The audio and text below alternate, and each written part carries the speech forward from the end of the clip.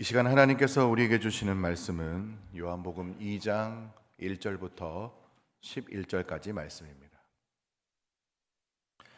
신약성경 144면입니다. 요한복음 2장 1절에서 11절까지 말씀을 제가 말씀을 봉독해 드리도록 하겠습니다. 사흘째 되던 날 갈릴리 가나에 혼례가 있어 예수의 어머니도 거기 계시고 예수와 그 제자들도 혼례의 청함을 받았더니 포도주가 떨어진지라. 예수의 어머니가 예수에게 이르되 저들에게 포도주가 없다 하니 예수께서 이르시되 여자여 나와 무슨 상관이 있나이까? 내 때가 아직 이르지 아니하였나이다. 그의 어머니가 하인들에게 이르되 너희에게 무슨 말씀을 하시든지 그대로 하라 하니라. 거기에 유대인의 정결 예식을 따라 두세 통 드는 돌 항아리 6이 놓였는지라. 예수께서 그들에게 이르시되 항아리에 물을 채우라 하신즉 아기까지 채우니 이제는 떠서 연회장에게 갖다 주라 하심에 갖다 주었더니 연회장은 물로 된 포도주를 맛보고도 어디서 났는지 알지 못하되 물도온 하인들은 알더라. 연회장이 신랑을 불러 말하되 사람마다 먼저 좋은 포도주를 내고 취한 후에 낮은 것을 내거늘 그대는 지금까지 좋은 포도주를 두었도다 하니라. 예수께서 이 첫 표적을 갈릴리 가나에서 행하여 그의 영광을 나타내심에 제자들이 그를 믿으니라. 아멘.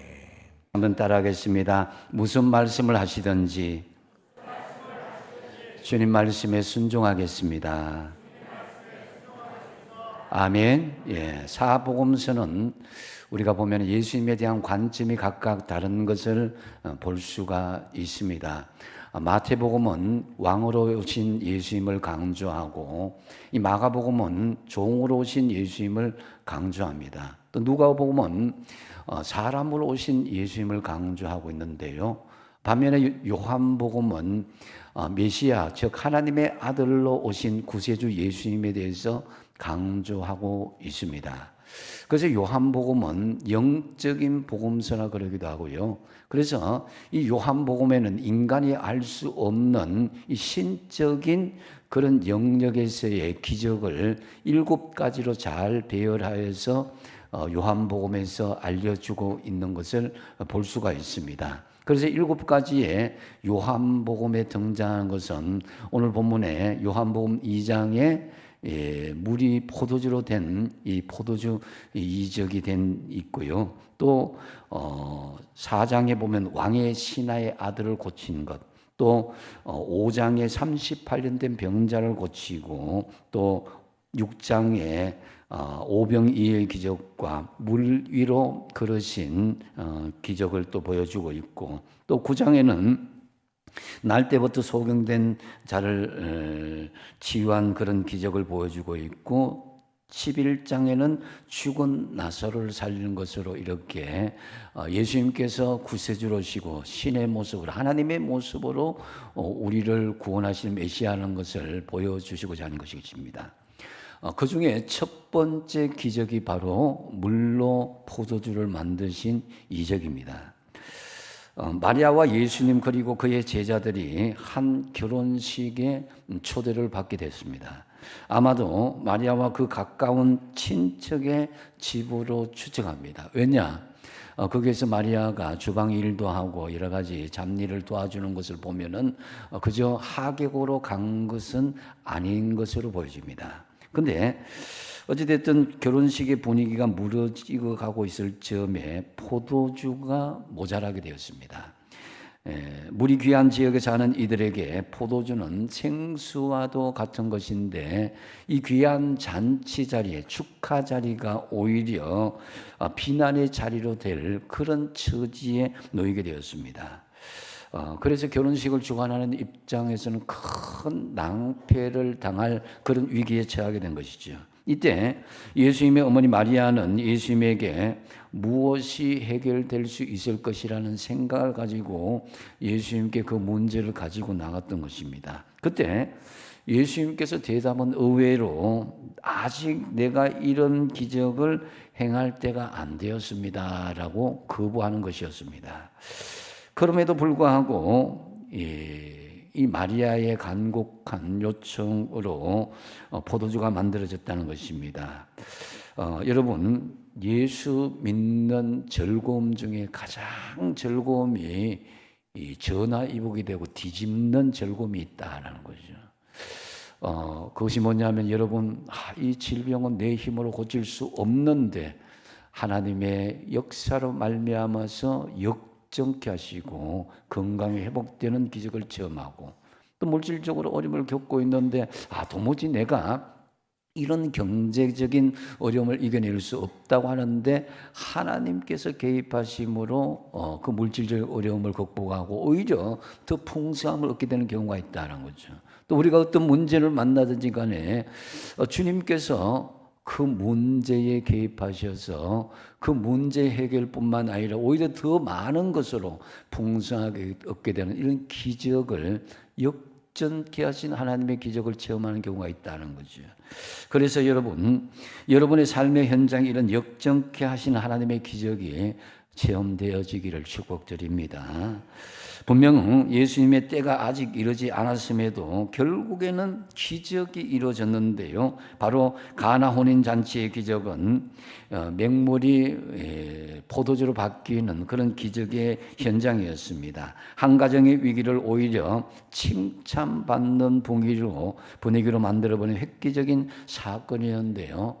이 마리아가 예수님께 요청한 그 말을 다시 곱씹어 보면은 5절 하반절에 무슨 말씀을 하시든지 그대로 하라 이렇게 했고, 결국 물이 포도주로 변화되는 기적을 체험하였습니다. 여기서 무슨 말씀을 하시든지 그대로 하라는 의미가 무엇이겠습니까? 여기에는 먼저 따지지 말고 문제를 주님께 내어놓는다라는 그런 의미가 있습니다. 우리가 문제를 내어놓지는 못한 여러 가지 이유가 있습니다. 여러분, 내가 참 기도 제목도 많고 막힌 일도 많이 있는데 이 문제를 하나님 앞에 내어놓지 못하는 이유가 무엇일까요? 여러 가지 여러분 이유가 생각나기 때문입니다. 그것을 따지기 때문입니다. 이 형편에, 이 조건에, 이런 환경에서는 도무지 주님께 나아가도 안 된다는 그런 생각을 하기 때문에 문제를 가지고 못하는 거죠. 근데 여러분, 우는 아이에게 젖을 준다 그러잖아요. 그죠? 하나님 앞에 나가야 되고 하나님 앞에 부르짖어야 된다는 거죠. 그래서 여러분, 이 문제 속에서 우리의 머리를 굴리기 전에 일단은 따지지도 말고 묻지도 말고 그 문제를 먼저 주님께 내어놓게 되는 저와 여러분 되시기 바랍니다. 3절을 보시면은 포도주가 떨어졌는데 예수의 어머니가 예수에게 이르되 저들에게 포도주가 없다 이렇게 알리게 되죠.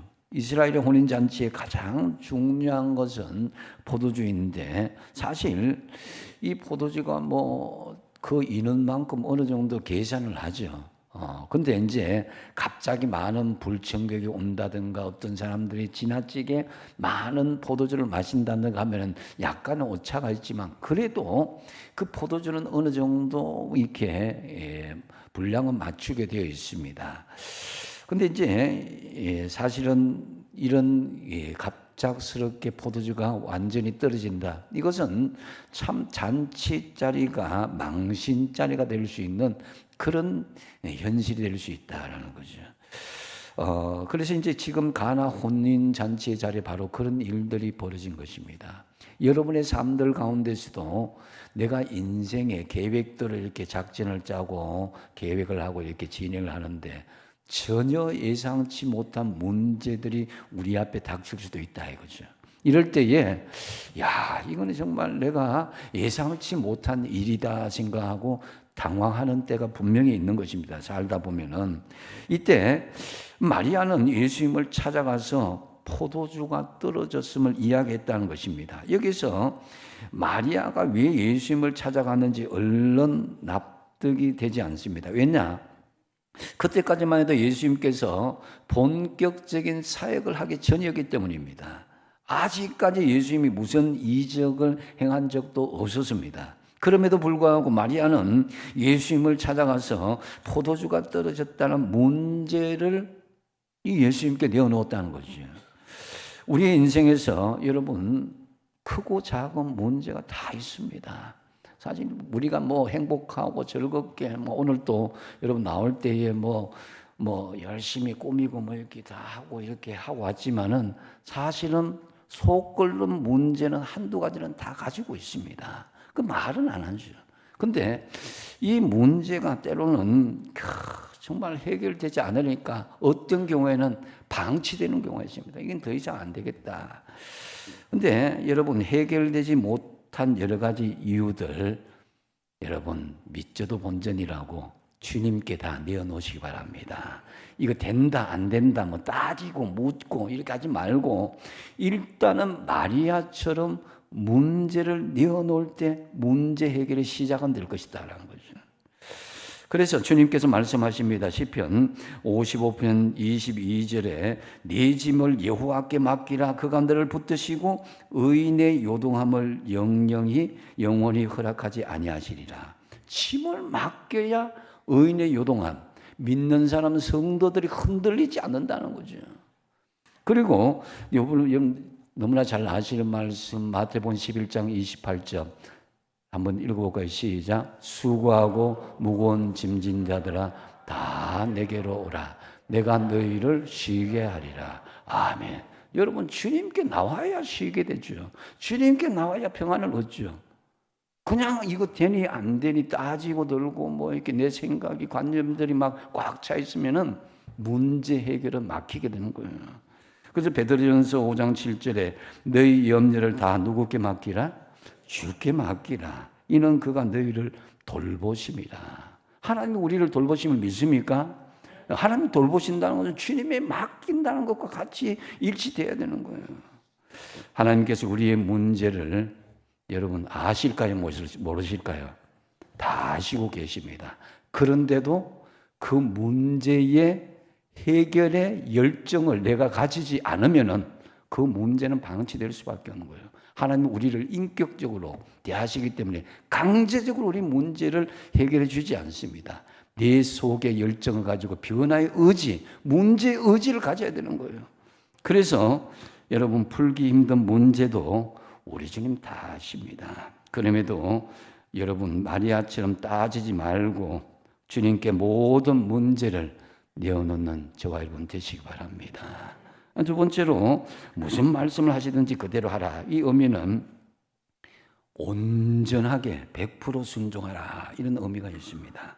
그런데 이 온전하게 순종하기 위해서는 중요한 두 가지 전제를 우리가 점검할 수 있어야 됩니다. 먼저 하나는 자존심과 체면을 죽이는 순종을 하느냐 이거예요. 사실 우리가 우리의 문제를 오픈하고 우리의 문제를 하나님께 드러내기에는 때로는 막 속상하고 자존심 상하고 때로는 내 기도 소리가 다른 사람에게 들릴까 싶어갖고 그런 체면 때문에 끙끙거리고 그런 것들이 있습니다. 4절에 보시면 근데 예수님께서 이러시되 여자여 나와 무슨 상관이니까 내 때가 아직 이르지 아니하였나이다. 여기 지금 여자여 하는 것은 하대하는 말은 아닙니다. 헬라어로 귀나이라는 말은 여자에 대한 극존칭의 말이지만은 그러나 여기에서 나와 무슨 상관이 있나이까 이 말에는요 기분 상할 수 있어요. 왜냐? 그래도 예수님하고 30년 넘게 그 몸에서 동정녀의 몸에서 나오고 같이 살았는데 그래도 육신의 어머니인데 여자여 나와 무슨 상관이 있나이까 아직 내 때가 이르지 않았습니다. 하면 기분이 상할 수 있습니다. 그래도 그 어머니가 이야기하는데 말 좀 들어봐야지 하면서 기분 나빠할 수도 있는 그런 상황이다 이거죠. 여러분 상황 속에도 그런 게 있습니다.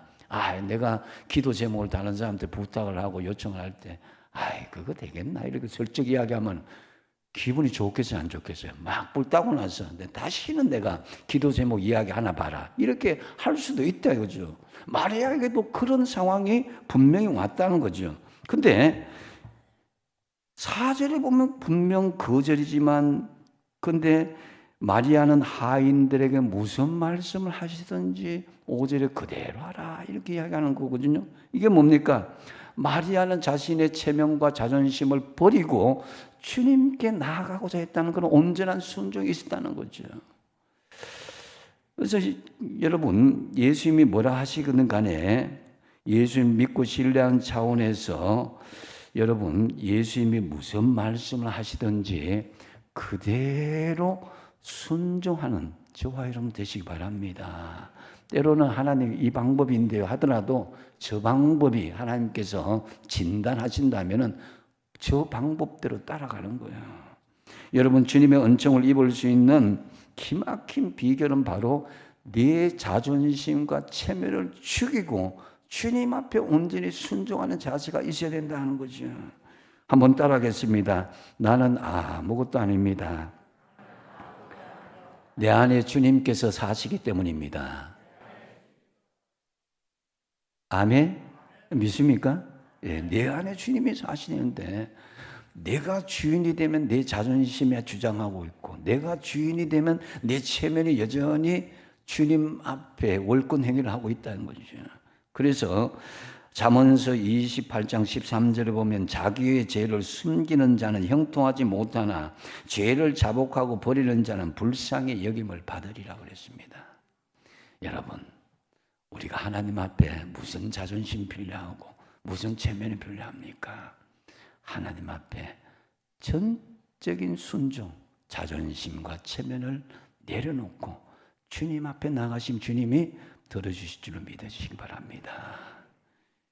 이 시편 31편 23절 한번 읽어보겠습니다. 시작. 너희 모든 성도들아 여호와를 사랑하라. 여호와께서 진실한 자를 보호하시며 교만하게 행하는 자에게 엄중히 갚으시느니라. 아멘. 우리가 하나님 사랑하잖아요. 그러면 내 체면 자존심 버리고 정말 내 교만을 버리고 주님 앞에 나갈 때에 주님 우리의 작은 순종을 보시고 우리의 문제를 받아들인다 이거죠. 그래서 교회 안에서 또 여러분 가정에서도 마찬가지고 어떤 일터에서도 마찬가지고 내 자존심, 내 교만, 내 체면 이것을 너무 앞장 세우다 보면은 내가 결정적으로 문제를 해결해야 될 때 사람들이 나를 무시해버린 거예요. 하나님도 마찬가지입니다. 하나님 앞에 우리가 무슨 자존심과 체면이 필요하겠습니까? 마리아는 예수님을 30년 동안 키운 어머니에도 불구하고 자존심을 버리고 체면을 버렸습니다. 철저하게 낮아졌습니다. 그래서 예수님의 역사하실 것을 기대하면서 그렇게 순종의 자세로 나갔다는 거죠. 바로 그곳에서 예수님의 첫 번째 기적이 일어난 거예요. 그리고 전적인 순종의 또 하나의 전제는 뭐냐면은 적당한 순종이 아닌 전폭적인 순종을 하고 있느냐, 이 부분에서 우리가 점검할 수 있어야 됩니다.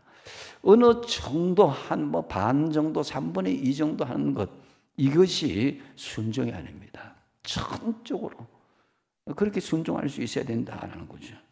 그래서 6절 7절을 보면요, 거기에 유대인의 정결 예식을 따라 두세 통 들은 돌 항아리 6이 있는데 예수께서 그들에게 이르시되 항아리에 물을 채우라 하신즉 어디까지 채웠어요?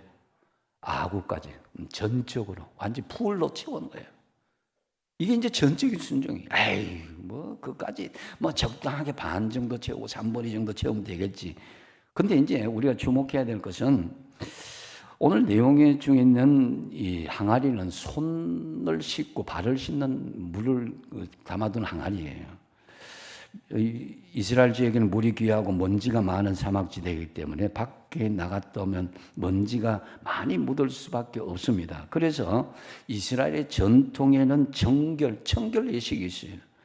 그래서 장로의 유전에 따라 음식을 먹기 전에도 반드시 손을 씻어야 되는데 그렇게 웬만한 집에는 마당 앞에 이런 물을 담아두는 항아리들이 놓여져 있었고 또 잔치자리는 더 많이 놓여져 있었겠죠. 그런데 오늘 혼인잔치에 손님을 대접하고자 한 이 돌 항아리가 6개 이렇게 준비되었는데요.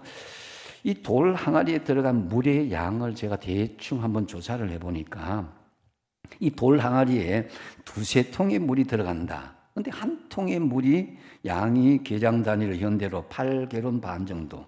그리고 두세 통 들어간다면 약 16에서 24gallon. 그걸 평균을 따면 한 항아리에 한 20gallon씩 들어간 거예요. 그럼 12항아리면은 240gallon. 맞죠? 예. 12니까 120gallon. 그죠? 120gallon이니까 한 갤론이 3.75니까 120gallon은 450리터입니다. 여러분 2리터짜리 페트병이 250개예요. 별로 감이 안 오는가 보네. 택배 하시는 분들 제일 싫어하는 택배가 뭐예요? 생수 6개짜리 2개 이상 시키지 마세요. 그 하면 에이씨 하면서 집에다 한데 그게 240개예요. 240개. 근데 우리가 큰 거 있잖아요. 큰 생수통 그게 보통 18.9리터. 그게 24개예요. 큰 거 이게. 24개인데 그게 뭐 이렇게 가까운 데 있는 데 아니고 먼데 또 갔다 또 길리로 왔다 가야 돼요. 그래서 물도 구하기도 힘들었을 때 근데 이 일에 순종하는데 그 항아리를 어디까지 채웠다? 아구까지 채웠다. 전적인 순종, 풀로 순종할 수 있습니다. 여러분, 주님이 원하시는 것은 이거 적당하게 뭐 이렇게 대강 채우고 뭐 그렇게 하는 게 아니라 완전히 풀로 채우고 주님 앞에 완전히 채울 때 이 전적인 순종할 때 역사가 일어난다는 거죠. 교회에서 시험 드는 일이 왜 들으냐? 열심히 순종하고 열심히 봉사하다가 한 60%, 70% 그까지는 잘하는데 그 이상 넘어가니까 임계점 넘어가니까 난 못하겠다고, 난 못 따라가겠다고 그러면 안 돼요. 순종을 하는 김에 100% 순종하시기 바랍니다. 여러분 남편과 아내 한번 얼굴 한번 바라보시기 바랍니다.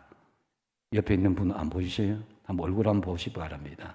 한번 이렇게 이야기합시다. 내가 100% 순종할게. 그 말 믿어줘요?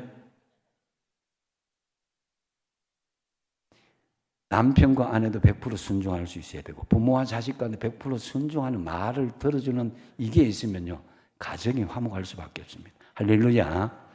주님 앞에 적당하게 순종하지 마시고 완벽하게 풀로 아구까지 채우는 순종이 있어야 되는 거예요. 그래서 여러분 우리 성령님은 어떤 사람에게 역사하느냐? 완전한 순종하는 사람에게 역사한다. 근데 사울 왕은 적당하게 순종했어요.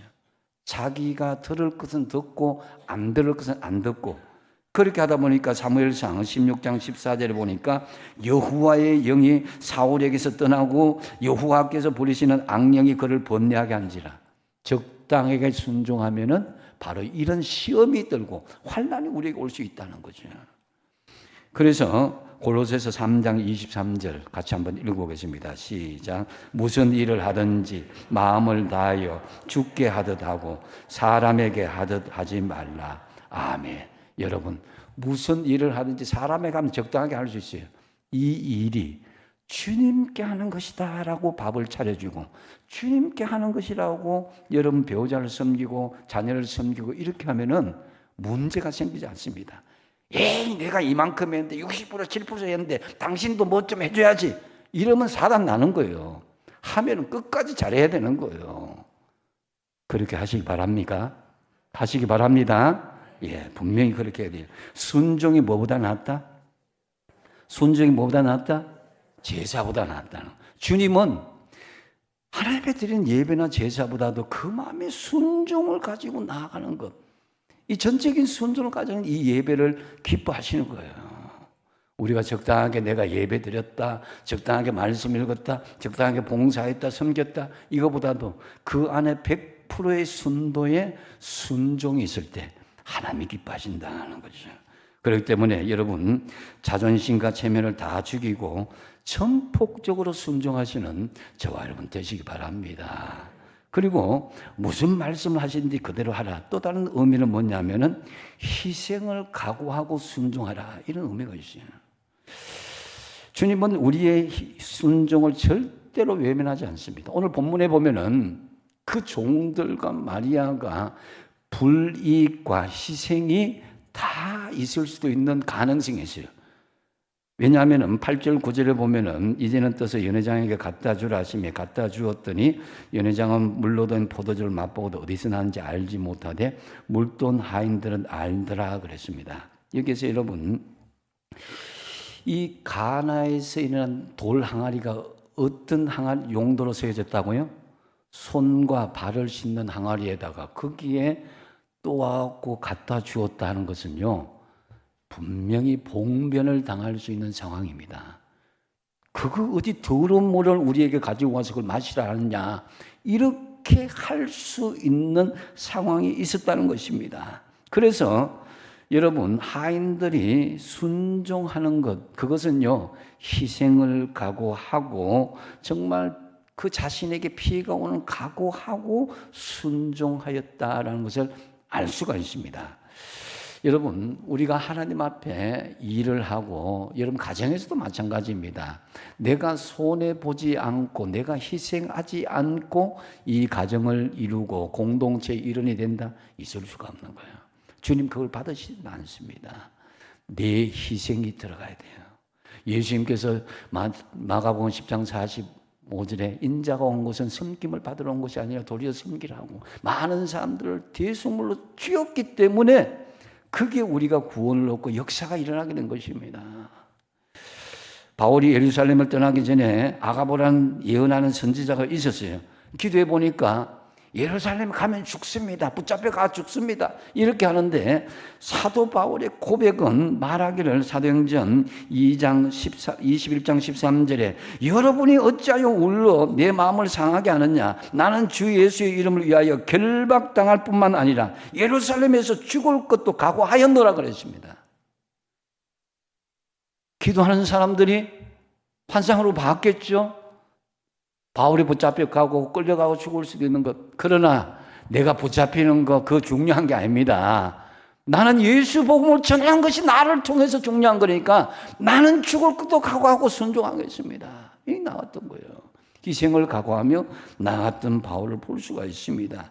그래서 그 바울은 사도행전 후반부에 그의 고백을 볼 수가 있는데요. 사도행전 20장 23절 24절 같이 한번 읽어보겠습니다. 시작. 오직 성령이 각성해서 내게 정언하여 결박과 환난이 나를 기다린다 하시나 내가 달려갈 길과 주 예수께 받은 사명 곧 하나님의 은혜의 복음을 정언한 일을 마치려 하면은 나의 생명조차 조금도 귀한 것으로 여기지 아니하노라. 아멘. 바울의 이런 희생이 있었기 때문에 교회가 태동되고 예루살렘과 유다와 땅끝까지 그 복음이 전파할 수 있었던 거예요. 여러분, 믿음의 이력은 희생을 각오할 때 빛나게 되는 거다. 여러분, 주님을 위해서 손해볼 각오, 희생될 각오가 되어 있습니까? 이것이 준비되어 있어야 돼요. 당장 내가 좀 주저하는 그런 마음이 있더라도 이것이 내 마음속에 훈련되어야 됩니다. 예수님을 위해서라면, 교회를 위해서라면 내가 희생당하고 내가 때로는 무시당해도 괜찮다. 우리가 어떤 사람들 그러잖아요. 봉사하고 섬기다가 다른 사람한테 멸시당하고 다른 사람한테 무시당하고 내가 그래도 사회에서 이런 자리에 있는데 내가 이런 직을 봐서 나 다 때려치운다고 그렇게 하면 안 된다는 거죠. 감정적으로 해서는 안 된다는 거죠. 여러분, 그래서 나를 위해서 예수님이 교회가 희생하고 손해보기보다는 내가 주님을 위해서 교회를 위해서 희생하고 손해볼 때 하나님 다 알아주셔요. 그래서 주님 나라를 위해서 거룩한 투자, 그 희생을 하시는 저와 여러분 되시기 바랍니다. 그래서 내가 하고 싶은 거 다 하고 먹고 싶은 거 다 먹고 그 남는 짜투리 시간, 짜투리 그 우리 물질 이걸 드린 게 아니라 하나님 내가 조금 희생합니다. 내가 좀 힘들지만 하나님 앞에 시간을 드립니다. 물질을 드립니다. 달란트를 드립니다. 이런 희생을 우리 주님 다 하신다는 거예요. 그 희생 속에 하나님의 기적이 일어나고 그 순종 속에 기적이 일어나게 되어 있다는 거죠. 그래서 어떤 희생과 손해를 각오했다는 그런 순종을 하시는 저와 여러분 되시기 바랍니다. 말씀을 맺습니다. 가나 혼인잔치, 전화 이복의 역사, 여러분의 삶들에도 얼마든지 일어날 수 있습니다. 여러분의 삶 속에 하나님 도무지 이 문제 내 힘으로는 뒤집을 수 없습니다. 역전시킬 수 없습니다. 할 때에 우리 주님은 그 문제를 아시고 해결할 능력이 있습니다. 그래서 여러분들이 이 말씀 속에 내 말씀으로 각인시키고 확인하고 그것을 열매를 맺게 하려면 여러분들이 이제 마리아의 순종으로 이어나가야 되는 거예요. 특별히 지금 우리 교회는 이제 사랑방과 순체계로 이제 변화를 준비하고 있습니다. 분명히 이거 이제까지 해왔던 대로 할지 왜 이렇게 복잡하게 그렇게 하나, 오늘 내 앉는 자리 왜 이렇게 이동해갖고 막 뿔따고 이만큼 난 사람도 있을 겁니다. 내 자리가 저긴데 왜 내가 여기 앉아야 되나, 아마 그런 사람도 있을 겁니다. 이해합니다. 근데 그렇지만 오랫동안 우리가 기도로 준비하였고 또한 하나님께서 우리에게 변할 시기임을 우리를 통해서 알게 해주셨어요. 그냥 있으면 안 돼. 다음 세대를 위해서, 가정이 살아나기 위해서, 또 가장이 살아나기 위해서는 우리는 이제로 안 된다. 더 건강한 교회 공동체를 세워야 됩니다. 그래서 힘든 부분들은 좀 있겠지만은 무슨 말씀이든지 그대로 하라는 말에 순종한 믿음이 필요합니다. 설사 예수님이 아직도 안 된다 하더라도 우리가 순종한다면은 뒤집혀서 기적은 일어나게 되는 거예요. 무슨 말씀 하시든지 그대로 하라는 의미가 뭡니까? 첫 번째로 따지지 말고 문제를 누구께 내놓으라? 주님께 내놓으라. 이유 불문하고 그냥 묻지도 말고 따지지 말고 주님께 문제 내놓는 게 우선이에요. 그래야 문제 해결이 시작되는 거예요. 두 번째 뭡니까? 온전하게 순종하는 거예요. 내 자존심, 체면 다 내려놔야 돼요. 그리고 적당하게 3분의 1 과반 이게 아니라 완전 풀로 아구까지 채우듯이 완전한 순종, 전폭적으로 순종이 있어야 된다.